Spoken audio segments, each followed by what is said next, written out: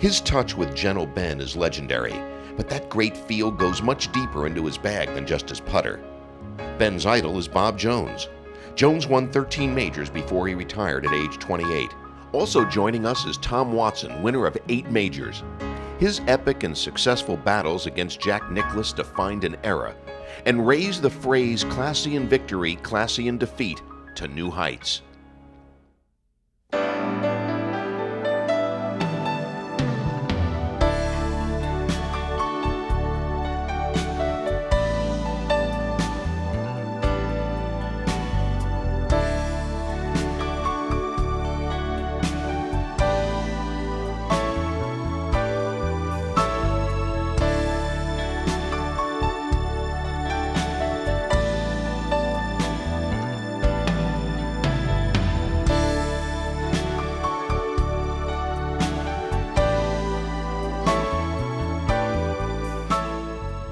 Hello, I'm Peter Kessler.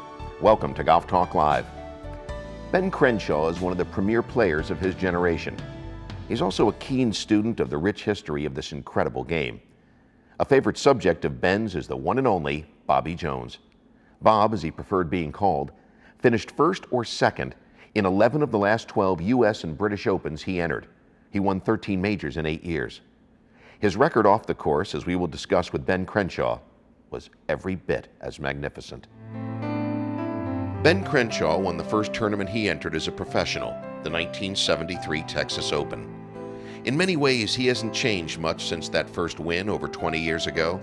His blonde hair is shorter, tiny crow's feet now dance around his eyes, but the warm smile still crinkles his nose and makes you realize that this 43-year-old is still golf's golden boy, even after all these years. Like Bob Jones, the idol he never met, Crenshaw promotes golf, not himself. Like Bob Jones, he is the consummate gentleman. There remain a couple of playing goals he'd like to reach before turning his full attention to golf course architecture. He wants to win at Augusta again, and this year's British Open, which is being held at St. Andrews, where Jones won the British Amateur and British Open. He loves golf, loves the history of golf, and loves what golf stands for.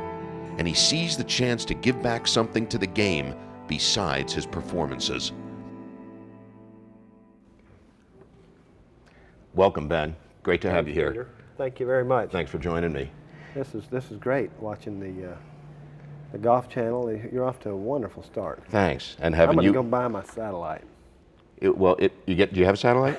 No, I'm going to go get one. Okay, you got to call your cable company and say, if I don't have it in 60 days, I'm getting a dish. That's it. Yeah. That's right.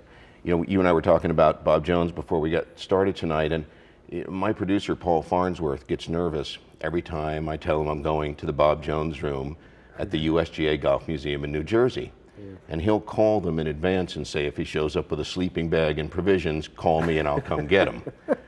So it makes me wonder, when you go play at Augusta, do your emotions get in the way of your ability to play the golf course? Well, I think when I first got there, in 1972. Fortunately, I had been lucky enough to read quite a bit about Bob Jones before I got there.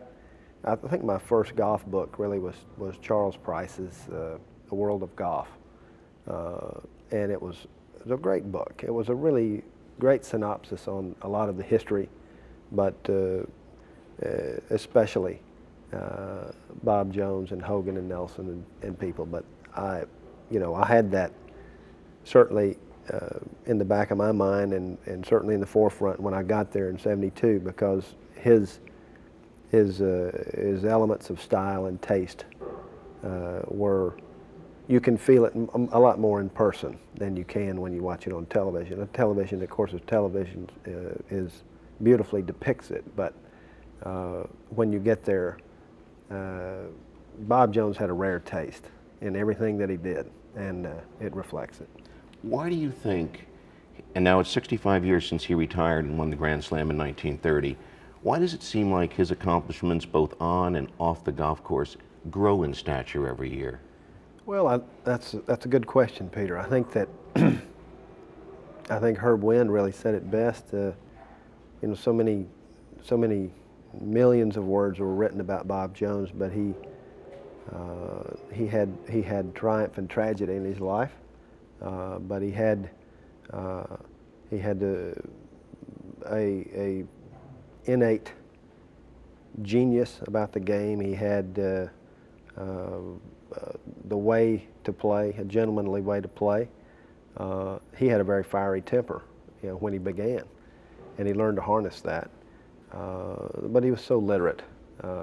He was a very much intellectual, but his outward personality, he made one feel very comfortable.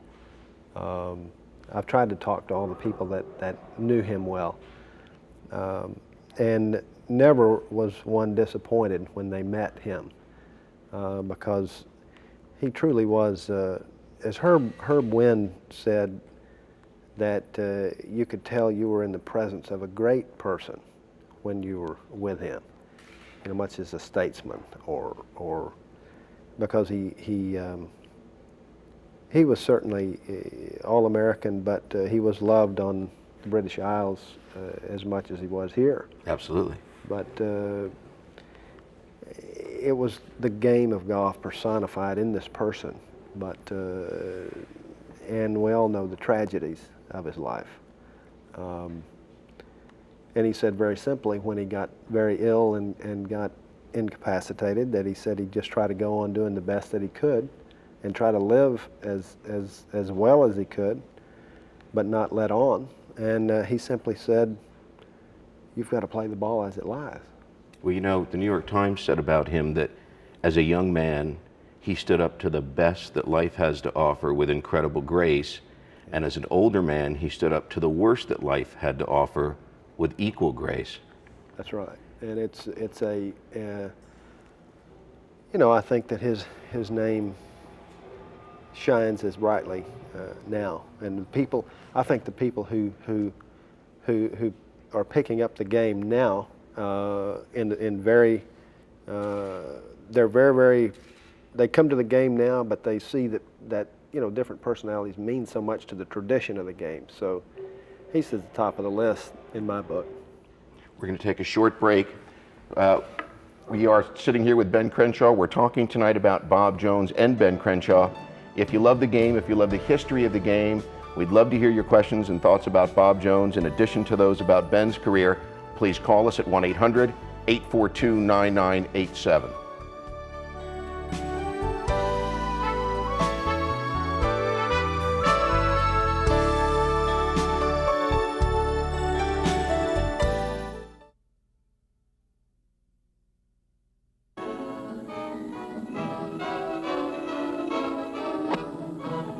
These were the days when prize money for the Open was about £400, not over 75,000 as today.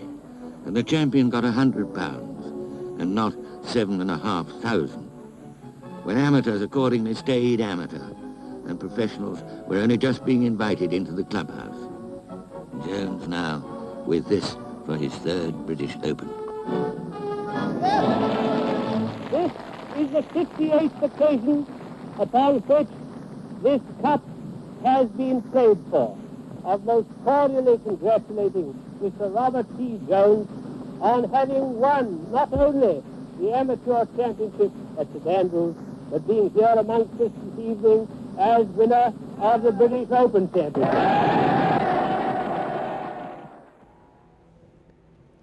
To me, the great thing about 1930, among dozens of them, is the fact that he actually planned to do that. He planned to win the 4 majors, and he'd been getting ready for years to go ahead and do that. It was an opportunity that he could see 3 or 4 years earlier, in 1926, having won the U.S. and the British Open. But the Walker Cup year was 1930 also, right. So that helped his schedule. And it was something that I'm sure that privately he led on to O.B. Keeler and maybe to Grantland Rice to a few people, but that it was. He wanted to do that, no question. But most people thought that it was truly insurmountable. But how he carried it off was something to behold.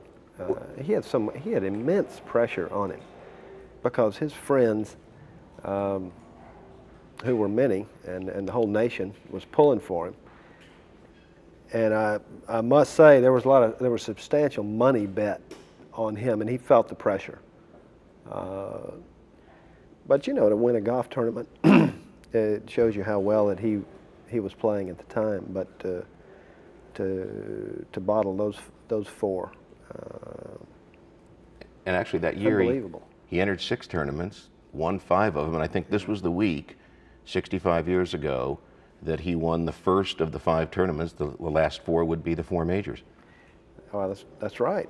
And he started off with which is the Southeastern Open. I think he won by 13. That's right, and was adjacent to Augusta. It was in Augusta. He beat Horton Smith by 13. And that was contiguous to Augusta National. Yes, that was Augusta Country Club. We're going to take our first call. We've got Steve from Nebraska. Question for Ben.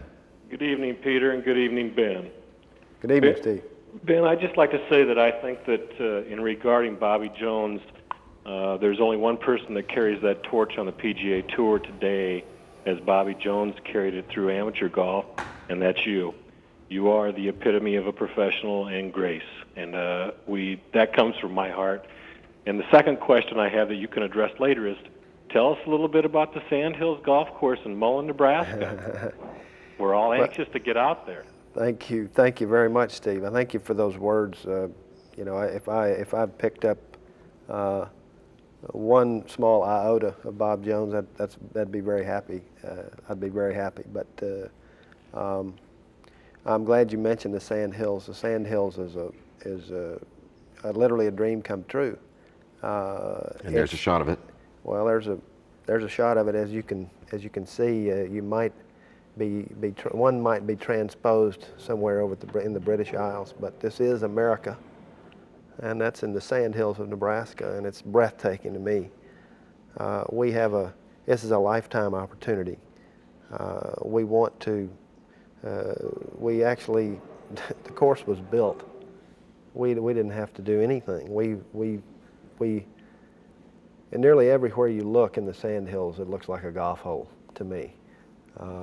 It's blessed with such abundant grasses and beautiful sand. The Sandhills actually encompasses over a third of the state, and it's the 3rd largest grass-covered dune area in the world. And we have abundant water because it sits on the Ogallala Aquifer. But it is as much as I love prairie dunes. I mean, I love prairie dunes in Hutchinson, Kansas, but I really think that, and I love Perry Maxwell, that he built prairie dunes, but I actually think it's preposterous to say, but I think our land's better than prairie dunes, as much as I love it. So we just tried to listen to the land and let it talk to us, and the golf course is beautiful. But the golf course itself, being a golf club and nothing else, and no real estate, it'd be crime to put any real estate out there. The land's too pretty for that. We've started with a very simple idea, and we want to carry it through and just have a quiet little golf club. Well, it's not so quiet anymore because you've got people coming from all over the world to play this place. It's beautiful. It really is. If you like solitude, and if you like going to Britain, if you have been to Britain to play golf, it's as close as I've ever seen in this country, and we're very proud of it. And it is a lifetime opportunity. There's a lot of my heart out there. We've got our next call. We've got Bill from Texas with a Bobby Jones question. Yeah, hi, Peter. Hello, Bill. Great channel. Love it. Ben, Hi, Bill. I have 2 questions for you. One is, I know recently they found some documentation and from the late Alistair McKenzie, and I would like to know how you can compare and contrast that, what he has to say, if there's anything in his personal game, compare that with Bobby Jones. And second, I'm in the military, stationed at Dyess Air Force Base here in Texas. Like to invite you to come up to play anytime you'd like. Thank you. But the only major that I have to prepare for is the base championship. Now, what I would like to know is, what do you do including physical conditioning, to prepare for a major championship? Well, first of all, golfers experience the same emotions regardless of what level you play. That's what makes it fascinating. As Bobby Jones himself said, that there are tournaments and then there are major championships, and playing a tournament is like walking a tightrope, but he said in a major championship they throw the net away. So it's you need to have some competitive golf under you, no question. I think I've always been one who likes to play himself into shape, hopefully. I've never been a practicer. I've become my concentration seems to leave after the 40th ball. I made the mention one time, and I start trying to hit the guy that tries to pick up the balls with the. I try to hit him with a low 3-iron or something. But no, I think that any competitive golf that you can play hard before a championship only toughens your mental outlook. And I subscribe to the fact that when you play your best, you concentrate on the next shot, and I think the next shot is the most important shot in golf. So the times when I've played well, it seems like not too much bothers you. You can accept a bogey and go on, and you have to play one shot at a time and just try to do your best. You know, he mentioned Alister MacKenzie, and some people don't know that MacKenzie and Jones co-designed Augusta National, and that maybe the best thing that happened for people who love the Masters is the fact that Jones lost in the first round of the U.S. Amateur in 1929 at Pebble because Cypress opened right down the street, which MacKenzie had just completed. Well, that's right. Now, I'm glad you mentioned that book because the Spirit of St. Andrews is going to come out very soon. They did find documentation that and Dr. MacKenzie was writing a book before his death, and it's called The Spirit of St. Andrews, and it has a handwritten foreword by Bobby Jones. They were very close, and they both were passionate lovers of St. Andrews. St. Andrews, the old course, they thought that it was much like a piece of art that stood the test of time. It really has not been substantially changed in 400 or 500 years, really. It violates a lot of principles of architecture, but still it has this very undulation in nature and ground that makes it fascinating for every class of golfer to play. But as I said, both of them were passionate admirers of St. Andrews, and you know, it's interesting, that story. When he did lose in the first round of 1929, it certainly did. He went over to Cypress Point and played, and he loved Dr. MacKenzie's work. Obviously, it's very artistic and very vibrant and brilliant. But actually, Seth Rayner was commissioned for that job.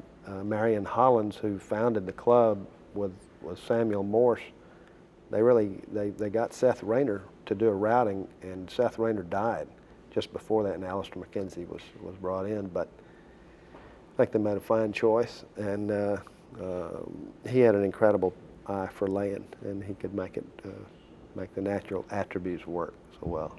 We're going to take a short break, Ben. We'll be right back. If you have questions for Ben about Bobby Jones, please call us at 1-800-842-9987.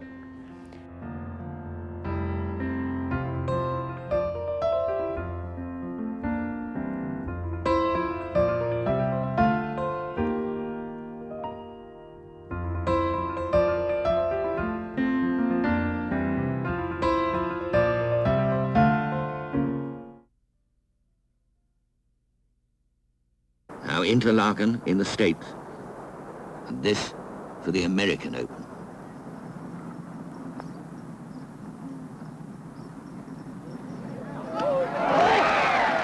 And Jones duly went on to take the Grand Slam and to retire with all worlds conquered. He was only 28 and must surely remain the greatest player of all time. Ladies and gentlemen, I have a lifesaver in my mouth. I won't be able to talk very loud. I do want to say just two things.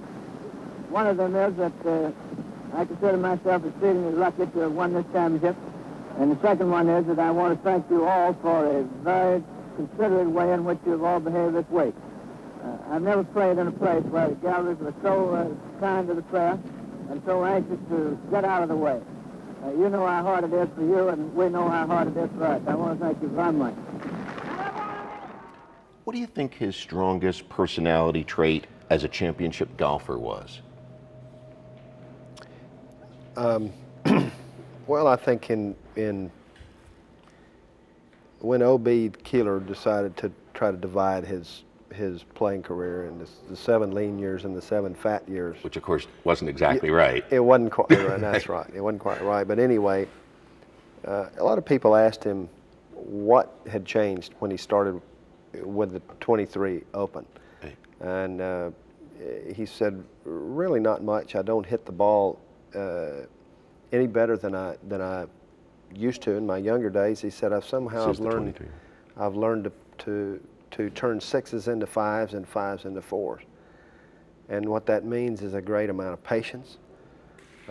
It means a great amount of common sense, which he had, but he learned to bottle his competitiveness and make it work for him.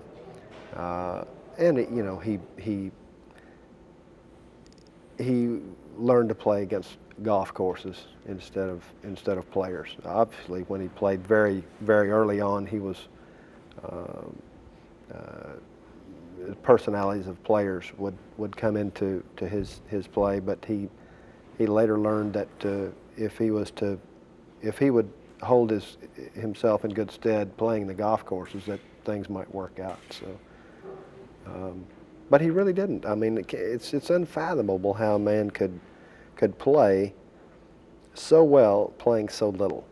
I mean, the guy, he put his clubs away and went to the business of law. Well, I mean, he was an incredible lawyer, but he literally played such little golf and such little preparation. You know, when the spring had come out, he'd dust the clubs off, right. And here we're going to start playing golf again. And he'd put them up really in October. So in 28 and 29, he played 5 tournaments in total for the 2 years. One of them he lost the Open in a playoff in 28. He won the one in 29. He won the Amateur in 28. 5 events. I mean, unbelievable. You know, that I found out something the other day. I found out my teacher Harvey Pinnock played in the 1928 Open. And with that year that Bobby Jones and Johnny Farrell had the playoff, sure. And Johnny Farrell beat him. With a birdie finish. Yes. But Harvey Pinnock played in that tournament. How'd he do? He said, I saw a lot of fine shots there. I think I'm going to go back to teaching. We're going to take a call. We've got Billy from Ohio. Hello, Billy. Hello, Mr. Crenshaw. Hi, Billy. Yes. How are you? Good. It's a pleasure to talk to you, sir. Thank you. I must admit I'm very envious. My girlfriend's kind of homely, and you've got beautiful wife and family, and out on the golf course under pressure, I'm topping 1 iron. Well, Billy, we're all over married. I'll tell you, we're all over married. My question, Ben, I was wondering, with all the travels that you've done, if you've ever played, there's supposed to be a wonderful HS Colt layout just south of Amsterdam in Holland. I believe the name is Kennemer. I was wondering if you had the experience of playing that by any chance, and if not, have you any hidden gems in England, seaside layouts that you might mention to us, or maybe a favorite course over there? I have not been to Holland, but I do know about Kennemer, and I certainly know about Harry Colt. There was a beautiful little book published last year. One of my friends, Gil Hance, worked as an apprentice with this, compiling background work on Harry Colt and his architectural firm. It's called Colt and Company. It's very good, and it documents a lot of his work, and it's, you know, Harry Colt was probably the first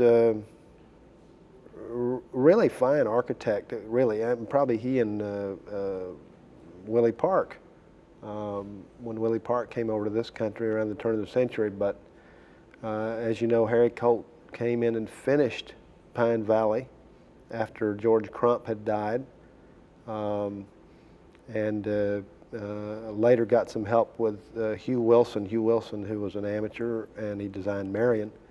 But both of those fellows put their touches on Pine Valley, and Pine Valley has a great amount of Sunningdale in it. Harry Colt used to be the secretary of Sunningdale, but he he was a very gifted architect, and he brought more of the natural beauty of golf courses inland from the sea. But he was fascinating. We're going to take a quick break. We will be right back with Ben Crenshaw. We look forward to your questions on Bobby Jones. Our number is 1-800-842-9987.